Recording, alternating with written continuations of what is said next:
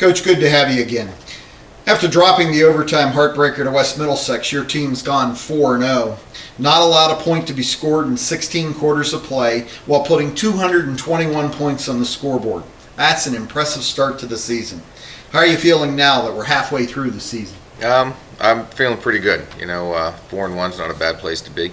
I wouldn't mind trading a couple of those touchdowns from the last couple games to the first game, but we weren't able to do that, and that's okay. Our defense is playing fantastic.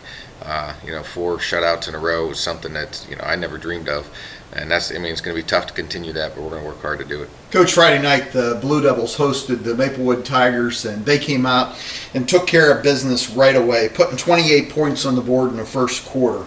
You must be happy with play on both sides of the ball Friday night. Yeah, I can't ask for much more.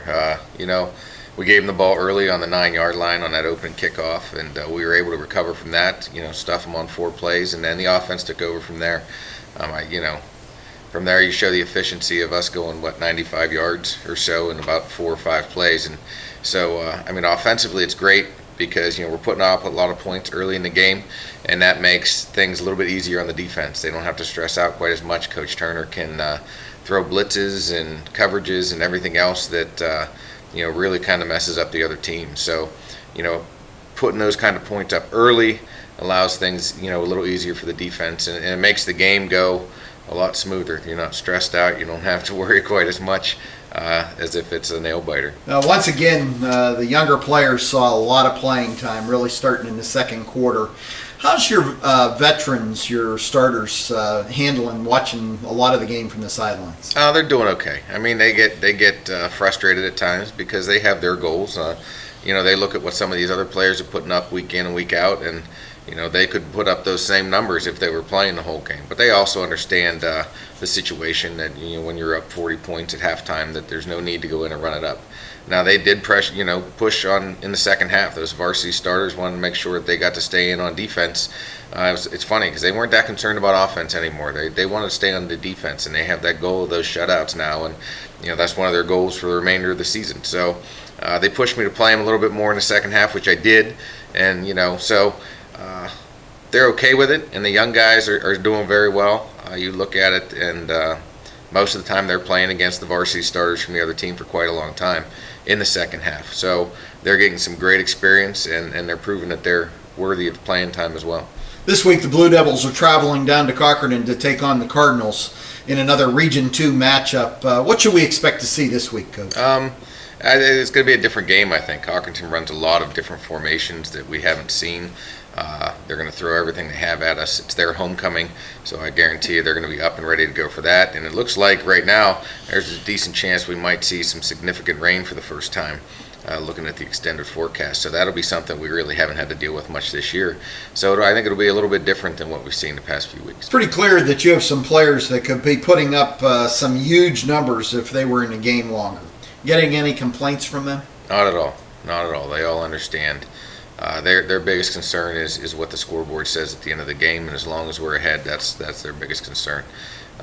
This is a great group of guys. They all have their own personal goals, but their number one goal is the team goal of winning games, and that's the most important thing. Coach, do you feel the younger players are appreciating that opportunity to play at the varsity level, and do they understand what it's doing both for their future and for the future of the program? I think so. They they get a chance to go in and they continue the hard work. They know the expectations when they go in the game, especially defensively, that we still expect them to, doesn't matter who they're playing against or who's playing, that we expect them to keep them out of the end zone just as well as the varsity does. And they've taken that challenge on their back. And you notice that they still work hard to score too. We got an extra, got a touchdown late in the game on Friday night against Maplewood. It was basically our JVs versus a lot of their starters. So they know the expectations, and they work hard to maintain those expectations and make sure they're working just as hard as the varsity does to continue the game where they left off. I heard you Friday night talking to Coach Turner before the game and teasing him that one of the things the defense hadn't done was score this year. I have to admit, as I stood on the sidelines, I laughed as I saw Hunter Cox scoop up that ball and a fumble and run it into the end zone. Coach, what's left for this team to accomplish this year? You know what? There's tons left for this team to accomplish. What have we done so far? We're 4-1. We're only halfway through the season. We haven't accomplished many of our goals yet. This team, has the goal of winning our region championship. We still have 3 more big region teams to play with Cochranton, Union City, and Iroquois, who's undefeated at this point in time. And they also have the goal of going into the playoffs and winning a couple games and competing for the District 10 championship. So as far as where we are in the season, there's plenty ahead of us. A long road to hoe yet. So we're looking forward to the challenge. Coach Grubbs, the Blue Devils have a great following on social media, our website, the radio station, and the excitement for this team is building. Any last words for our fans out there in Blue Devil country? Yeah, it's fun to see all the hits on Twitter, all the hits on Facebook. It's amazing to me every week how many people want to listen to me talk. So it's fun to see. It was great to see their picture on Facebook Friday night or whenever it was of the line clear out underneath the Baird Field sign for the people coming into the game. It's great to see the crowds every week, and I'm glad we're able to perform the way we are to make that people want to come see us.